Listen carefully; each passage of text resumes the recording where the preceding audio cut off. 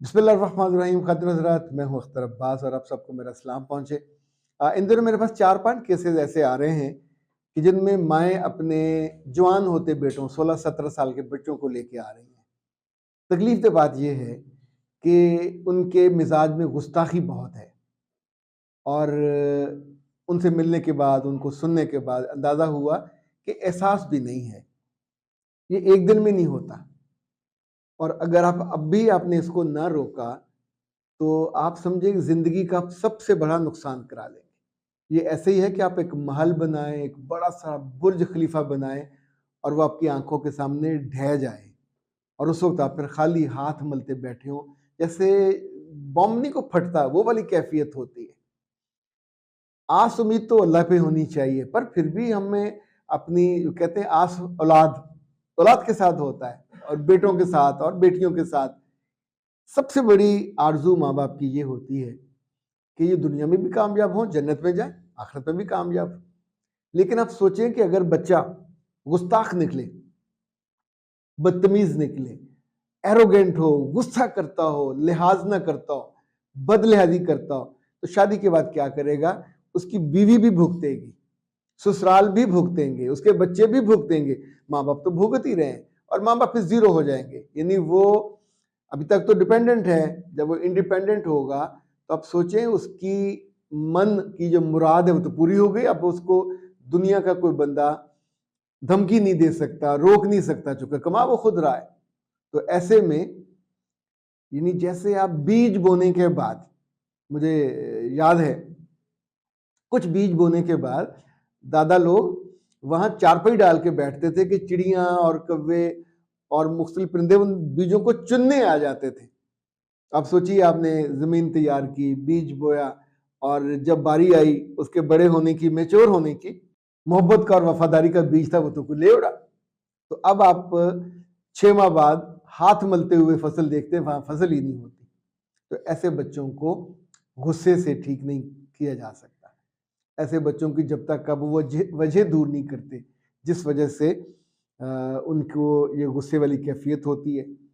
ये भी होता है कि अगर आप खुद सेटल करने की कोशिश करो तो वो और गुस्सा होते हैं। मेरे पास आने के बाद अक्सर ये होता है कि जो हमारा आपस में एतमाद का रिश्ता बनता है वो बहुत शानदार बन जाता है।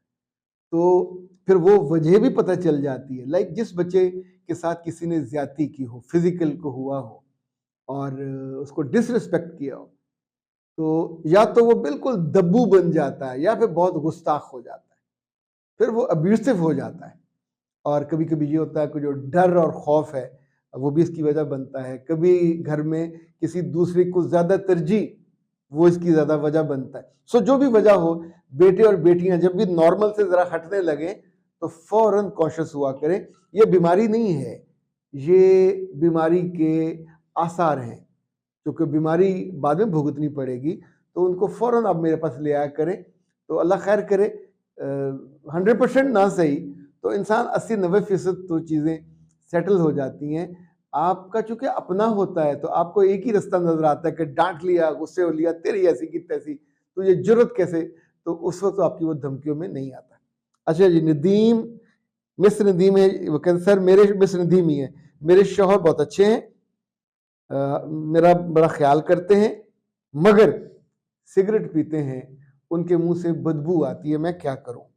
मैं उनसे कह नहीं सकती क्योंकि मैं समझती हूँ कि जब कहूंगी तो वो नाराज हो जाएंगे। बेटा ये बिल्कुल ऐसा ही है। यानी मर्दों को आप उनके हाइजीन के बारे में एजुकेट करने लगो, बीवी, या आप उनके मुंह की स्मेल के बारे में या सिगरेट की स्मेल के बारे में, तो इनफैक्ट चूंकि उनकी ईगो हर्ट होती है तो वो बहुत हफ्ते हफ्ते आपके करीब नहीं लगेंगे और ताल्लुकात भी खराब कर। इंसानों के अंदर गलती मानने की जो है ना, क्या कहना चाहिए, ताकत, अगर आप चाहें तो ये बहुत बड़ी हो सकती है, आपके काम आ सकती है। लेकिन अगर आप इसे इस्तेमाल ना करें तो फिर आपकी ये कमजोरी भी बन जाती है, दूसरों की निगाह में परेशानी भी बन जाती है और कभी कभी दूसरों की निगाह में गिराने का बायस भी बन जाती है।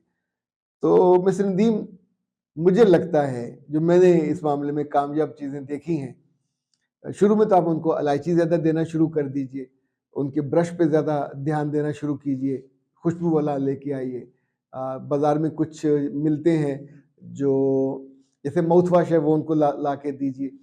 इसी तौर पे कुछ ड्रॉप्स मिलते हैं, उससे स्मेल बेहतर हो जाती है। लेकिन अगर आपके छोटे छोटे बच्चे हैं, आपके आपका कोई भांजा यानी उसका भांजा, उसका कोई भतीजा, तो उसको आप चॉकलेट का डिब्बा दें, कोई तोहफा दें और फिर सीने से लगा के कहें, मेरे प्यारे बच्चे, मामू के जाके गोद में बैठो, मामू से जफ्फी डालो, उनके यहाँ पपी करो और फिर कहना मामू मुंह से स्मेल आती है। अच्छा, ये जो बच्चा है वो पार्टी नहीं होता। किसी भी खानदान के करीबी अपना बच्चा हो तो फाबेहा फाबेहा कहते हैं, मतलब बहुत बेहतर। लेकिन किसी का बच्चा भी आप ट्रेन कीजिए और एक दो दफा कीजिए, बंदा पत्थर का भी होगा तो असर तो होता है। यदि बच्चा जब कहता है तो आसपास ना खुद खड़े हो कि देखें बच्चा ये कह रहा है अब ठीक हो जाए, ये मत कीजिएगा। उसको हर्ट नहीं करना, लेट डाउन नहीं करना। लेकिन अच्छा, सिर्फ मियाँ का मसला नहीं है, जिंदगी में कभी किसी की गलती, कोताही, कमी, कमजोरी को दूर करना हो तो उसको ताना नहीं देना, बेइज्जत नहीं करना और बड़े एक मजमे में उसके साथ ये सलूक नहीं करना। अकेले में हो और नादानी के साथ नहीं, दानाई के साथ करना है। आपको याद है हजरत हसन और हुसैन ने एक बाबे को देखा था जो वजू गलत कर रहे थे, तो ये नहीं कहा था बाबे तेन वजू करना भी नहीं तरीका पता, तो ये कहा था कि हम दोनों वजू करते हैं तो देखिए हम दोनों में से वजू किसका ज्यादा बेहतर है। तो बाबा जी ने उनको देखा, अरे वो भी होंगे बद्दू लेकिन थे तो साहबी ना। तो उन्होंने कहा बेटो तुम दोनों का वजू ठीक है, मेरे वजू में कमी है, मुझे अपना वजू ठीक करना है। तो ये जो दानाई है किसी भी उम्र में आ सकती है। मेरा हजरात, मैंने बहुत सारे दोस्तों को आपस में ऐसे टूटते देखा, क्योंकि जब हम किसी के सामने उसकी कमी कोताही का इजहार करते हैं और उसको ठीक करने की कोशिश करते हैं तो मैच्योर होते हैं, वो समझदार होते हैं, कभी कभी स्टेटस में आपसे अच्छे होते हैं। तो ये जो मुंह फट लोग होते हैं, लड़कियां हो या लड़के, ये कभी किसी को अजीज नहीं होते, ना पसंद होते, ना महबूब होते, ना मरगूब होते। इसी तौर पे कभी खुद भी उस कैटेगरी में ना जाइए जो हमेशा आईना लेके, ये नाइयों का काम होता था। हम जब बचपन में जाते थे गांव तो नमाज ईद के बाद वो नाई एक एक के पास आता था और ऐसे करके आईना दिखाता था। तो उस जमाने में बहुत होता तो 1 रुपया निकाल के दे दिया जाता था उसके लिए, क्योंकि नाई को जो बस्ती का या गांव का होता है उसको तनख्वाह नहीं दी जाती, 6 माह बाद जो फसल आती है उसमें कुछ दिया जाता है या कोई इसी तरह। तो ईद शबरात पे ये वाला होता था कि वो आईना दिखाते थे। पर आम जिंदगी में अपने बड़े को कभी आईना मत दिखाइए, अपने हम असर को आईना मत दिखाइए, ये आप पे वाजिब नहीं है। जब आप ये करोगे तो वो जितना मर्जी पुराना रिश्ता हो, वो रिश्ता उस वक्त पानी में चला जाता है। वो जो होती है ना एक बल खाती रस्सी, जितनी मर्जी मजबूत हो, जब वो बेइज्जती के पानी में चली जाती है तो फिर गल जाती है। बाज दफा माओ ने, बापों ने अपने बेटे और बेटी को पूरे घर के सामने बेइज्जत कर दिया है, किसी बात पे कह दिया।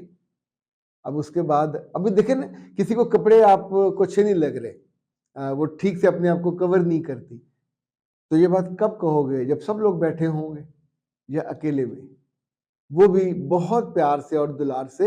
यानी जैसे जैसे बच्चे बड़े हो रहे हों, ये गरीब घरों के हों, मुतवसत के हों या अमीर घरों के, तो तब दानिशमंदी और दानाई ये होती है कि उनको जो कहने का सलीका और तरीका है ये पर्सनलाइज्ड हो जाता है।